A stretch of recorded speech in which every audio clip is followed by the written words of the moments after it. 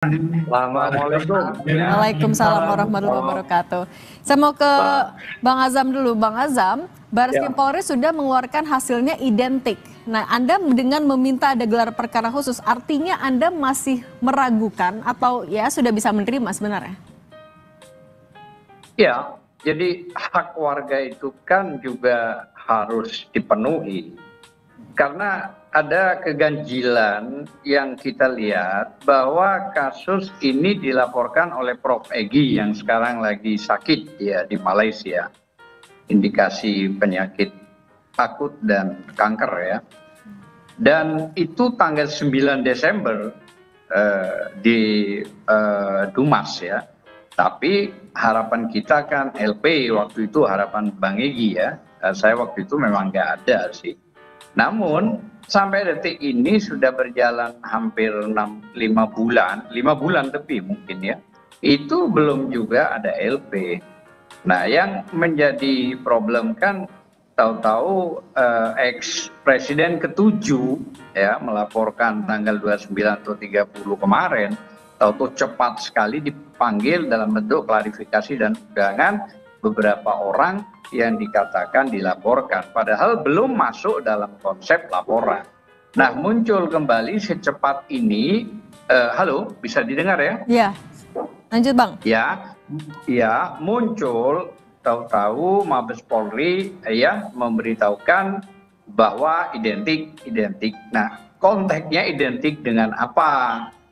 Karena identik itu kan belum tentu asli, gitu loh ya. Nah, makanya itu harus ada transparansi. Artinya transparansi itu ya harus jelas kepada publik. Itu harapan kita, gitu loh ya. Ya syukur kalau itu memang benar-benar asli ya tidak apa-apa. Tapi kan harus juga melibatkan kita ini, maksudnya dari TPUA dan semua, gitu loh ya. Supaya transparansi ini jelas dan bisa dinilai, dan kita juga bisa mengajukan ahli-ahli kan begitu. Oke, Bang Azam tahan dulu. Saya mau tanya dulu ke Bung Rely. Bung Rely, identik belum berarti asli. Kalau Anda mengapa menilai pernyataan ini sebagai fitnah? Lah, apalagi yang harus kita ragukan ya? Ini kan tadi apa yang seperti yang disampaikan, apa hasil lapor yang dilakukan pemeriksaan terhadap ijazah Pak Jokowi itu atas laporan saudara Egy Sujana. Terang ya, jelas apa yang disampaikan oleh kawan-kawan penegak hukum yang ada di Barreskrim. Ini Barreskrim ya, jelas ini penegak hukum yang ada di Republik ini, bahwa ijazah itu dilakukan uji lapor dengan melakukan pembanding ya kan, pembanding dengan ijazah-ijazah kawan-kawan Pak Jokowi kan, udah itu pengecekan langsung dari pihak perguruan tinggi ya, yaitu UGM, dan melakukan serangkaian tes yang lainnya. Jadi apa yang dilakukan Barreskrim itu nggak serta-merta ya. Kalau dia serta-merta, contoh ijazah saya umpamanya, saya sarjana S1, serta-merta karena ini sudah menimbulkan kegaduhan publik, sudah ada LP dari relawannya Pak Jokowi, yaitu kami Bara JP atau barisan relawan yang lain, dan dari Pak Jokowi langsung. Karena sebagaimana mesti harus ada delik aduan ya. Jadi Bung Rely, itu saja ya, sudah terang ya. Oke, Bung Rely, tapi kalau dari kubunya Roy Suryo CS bilang ini sebenarnya hanya bentuk uji publik aja untuk menguji keaslian ijazah seorang pejabat negara. Anda sepakat nggak? Ya nggak gitu dong. Karena kalau kita mau bicara itu hanya uji cek publik, ini kan bentuknya ada laporan. Saya rasa kawan-kawan kan harus kita pahami ya, harus kita hargai. Kalau mengenai LP laporan Pak Jokowi yang ada di Polda Metro Jaya, ini rangkaiannya kan sebelumnya sudah ada. Bagaimana kawan-kawan Egy Sujana dan TPU melaporkan terkait ijazah Pak Jokowi ke Mabes Polri, dan kawan-kawan Egy Sujana melakukan serangkaian kegiatan ke UGM, datang ke kediaman Pak Jokowi, melakukan ajakan, memprovokasi berdasarkan unggahan saudara Sandi. Ijazah yang palsu-palsu oleh saudara Roy Suryo dan kawan-kawan ini adalah berdasarkan unggahan saudara Sandi. Kan jelas terang. Nah, makanya pihak Bareskrim karena berdasarkan laporan tersebut meminta ijazah Pak Jokowi. Sebagai warga negara yang baik, Pak Jokowi udah datang dong, udah menyerahkan. Pengacaranya juga ikut menyerahkan, dan kemarin sudah dinyatakan fix 100%. Oke, kita ke Prof. Ibnu dulu. Prof. Ibnu, sebenarnya dari kacamata hukum, di mana batasan itu adalah uji publik dan juga di mana batasan itu adalah fitnah? Ya, begini Mbak, ini memang suatu yang menarik ya, karena ini kan masih pada pemeriksaan pendahuluan. Pemeriksaan pendahuluan yang masuk dalam KUHP itu masuk penyelidikan. Penyelidikan adalah serangkaian tindakan penyidik untuk mengungkap suatu peristiwa pidana.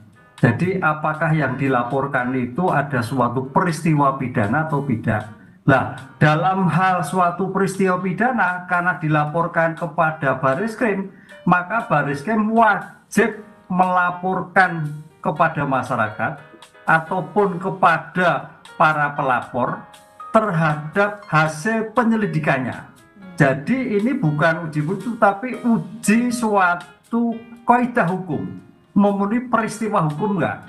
Jadi katanya kalau ini dilakukan terhadap bukti surat yang dianggap tidak identik, surat itulah yang diuji. Oleh karena itu dengan menggunakan laboratorium kriminal, kan gitu, lab krim, lab forensik. Dari uji-ujilah dikatakan suatu identik. Memang bahasa hukum itu bukan bahasa hukum, itu bahasa forensik.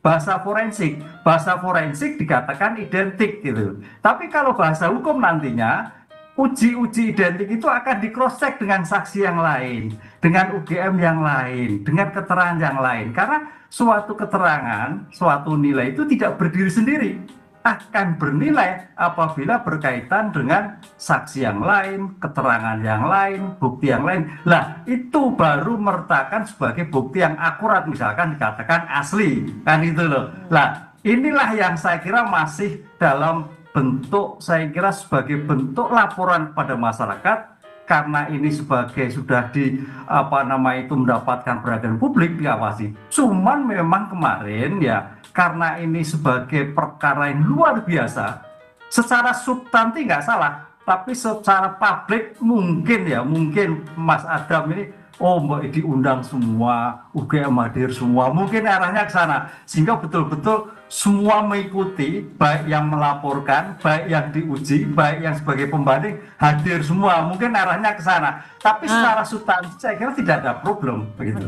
Oke, nah kalau Bung Azam, artinya kan Anda juga tadi minta ada gelar perkara khusus, terbuka, ada tim juga. Nah sebenarnya pengennya kayak gimana? Pembuktian apa lagi yang masih Anda inginkan?